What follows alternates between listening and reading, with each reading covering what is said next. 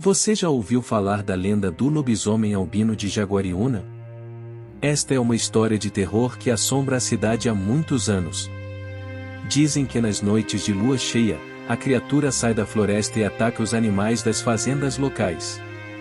Mas o que aconteceria se essa criatura lendária aparecesse na fazenda de uma família que cria cavalos?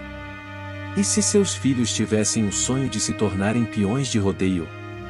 Descubra agora a história emocionante da família Pereira e sua luta contra o lobisomem albino em uma noite de lua cheia. Não perca nenhum detalhe, assista o vídeo até o final e prepare-se para uma aventura repleta de suspense e emoção. Você está preparado para se arrepiar com este relato verídico que aconteceu em Jaguariúna? Então, seja muito bem-vindo ao canal Escuridão Macabra, onde você encontra os vídeos mais aterrorizantes do YouTube. Aqui você tem vídeos novos todos os dias. Se inscreva no canal e faça parte da família que mais cresce no Brasil. Antes de começar este relato impressionante, gostaria de agradecer ao inscrito que nos enviou esta história, que aconteceu em Jaguariúna no ano de 1981. Vamos chamá-lo de Carlos, para preservar a sua verdadeira identidade e de sua família. Ele era filho de um funcionário que trabalhava na fazenda na época do ocorrido. A família Pereira vivia numa pequena propriedade rural em Jaguariúna, interior de São Paulo. O patriarca, José, era um homem forte e trabalhador que se dedicava à criação de cavalos da raça quarto de milha. Sua esposa, Maria, cuidava da casa e dos filhos, Rafael e Gabriel. Desde pequenos, os meninos acompanhavam o pai nos afazeres da fazenda. Eles aprendiam a tratar dos animais, a arar a terra e a plantar. Mas o que Rafael e Gabriel mais gostavam era de observar o pai domar os cavalos. José era conhecido na região por sua habilidade em lidar com os animais. Rafael, o mais velho, sonhava em se tornar um peão de rodeio. Ele adorava assistir às competições na cidade e ficava fascinado com a coragem e a destreza dos competidores. Gabriel, o caçula, também admirava os peões, mas seu sonho era outro. Ele queria se tornar um treinador de cavalos, assim como o pai. Os anos foram passando e Rafael e Gabriel cresceram. José ensinou tudo o que sabia sobre cavalos aos filhos e os incentivava a seguir seus sonhos. Rafael treinava duro todos os dias, montando em cavalos bravos e praticando as técnicas de rodeio. Gabriel, por sua vez, estudava os comportamentos dos animais e desenvolvia técnicas de treinamento. Certo dia, um famoso peão de rodeio veio à cidade, para uma competição. Rafael não perdeu a oportunidade e foi conversar com ele. O peão ficou impressionado com a determinação do jovem e o convidou para participar de um treinamento em sua fazenda. Rafael ficou radiante e aceitou o convite na hora. Durante o treinamento, Rafael mostrou seu talento e sua coragem. O peão o elogiou e disse que ele tinha tudo para se tornar um grande competidor. Rafael voltou para casa ainda mais motivado e decidiu se inscrever em uma competição de rodeio na cidade. A competição era a mais importante da região e atraiu muitos peões de outras cidades. Rafael estava nervoso, mas confiante em suas habilidades. Ele montou em um touro bravo e conseguiu se manter por 8 segundos. A plateia foi à loucura e Rafael se consagrou campeão daquela competição. Gabriel também estava feliz pelo irmão, mas não desistiu de seu sonho. Ele continuou estudando e se dedicando aos cavalos. Um dia, recebeu uma proposta para trabalhar em uma fazenda renomada de treinamento de cavalos. Gabriel aceitou a proposta e se mudou para a cidade de Botucatu. Lá, ele aprendeu muito sobre treinamento e desenvolveu suas próprias técnicas.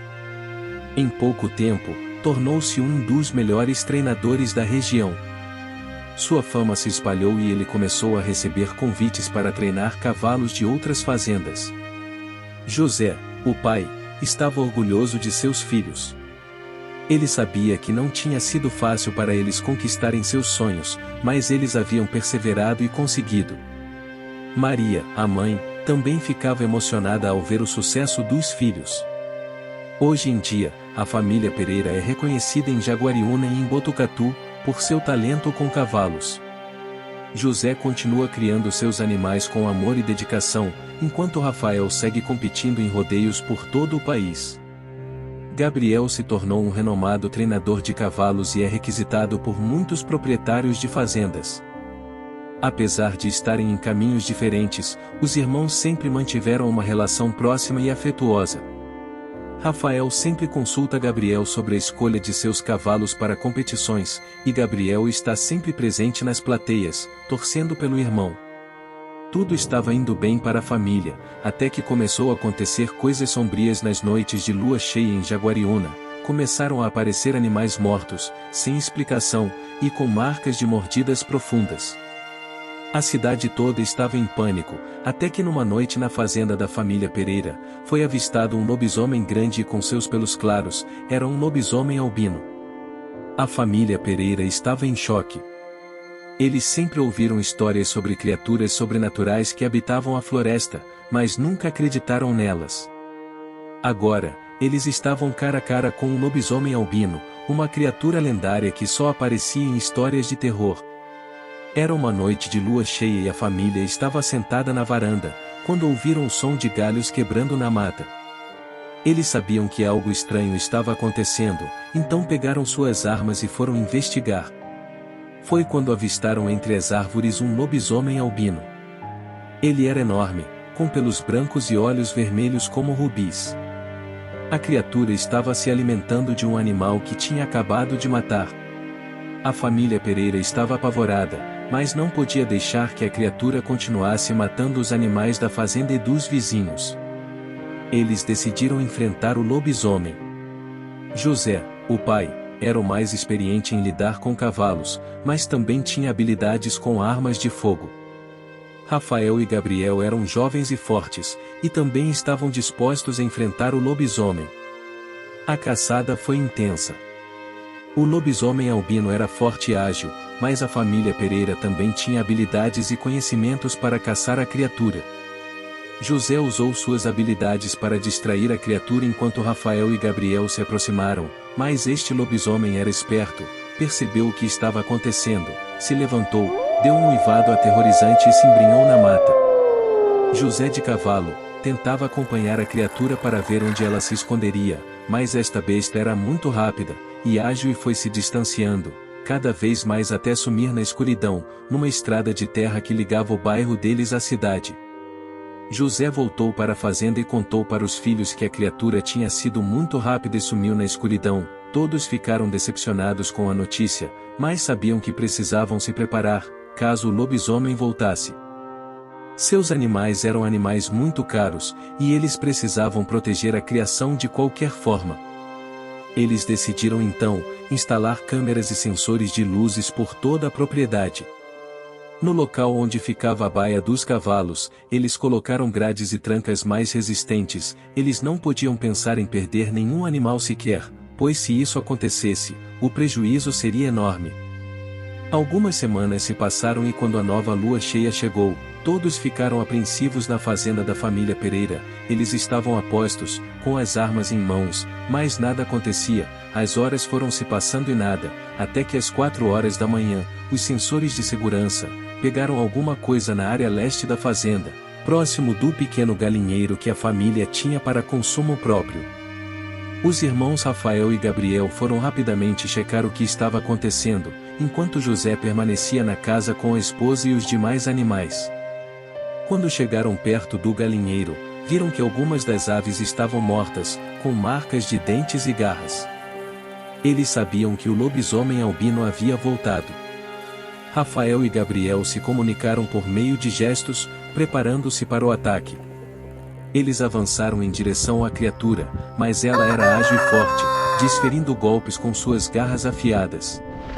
A luta foi intensa, e os irmãos conseguiram ferir o lobisomem algumas vezes com facadas, mas o lobisomem ainda estava em pé e lutando com fúria. De repente, a criatura recuou, dando um uivo estridente. Os irmãos perceberam que ele havia notado algo no horizonte, e olharam na mesma direção. Foi então que viram uma figura encapuzada, de pé no topo de uma colina distante. O estranho estava observando-os atentamente, sem se mover. Os irmãos ficaram paralisados pelo medo, sem saber o que fazer. O lobisomem albino aproveitou a oportunidade para fugir, desaparecendo na escuridão. Rafael e Gabriel voltaram para a casa da família Pereira, onde contaram o que havia acontecido. Eles não sabiam quem era o estranho na colina, ou por que estava observando-os. Mas sabiam que precisavam ficar alertas, pois o lobisomem albino ainda estava à solta, e agora havia uma nova ameaça à sua volta. A família Pereira se preparou para a próxima lua cheia, sabendo que o perigo estava mais perto do que nunca. Eles contrataram alguns capatazes e combinaram uma estratégia de ataque. Eles queriam derrotar a criatura antes que fosse tarde demais. Treinaram por semanas tudo passo a passo e quando a noite de lua cheia chegou, todos ficaram preparados para colocar em prática tudo o que haviam treinado. Por volta das 11h30, ouviram um uivo aterrorizante vindo de dentro da mata. Eles avançaram cautelosamente, com as armas em punho, até chegarem a uma pequena clareira.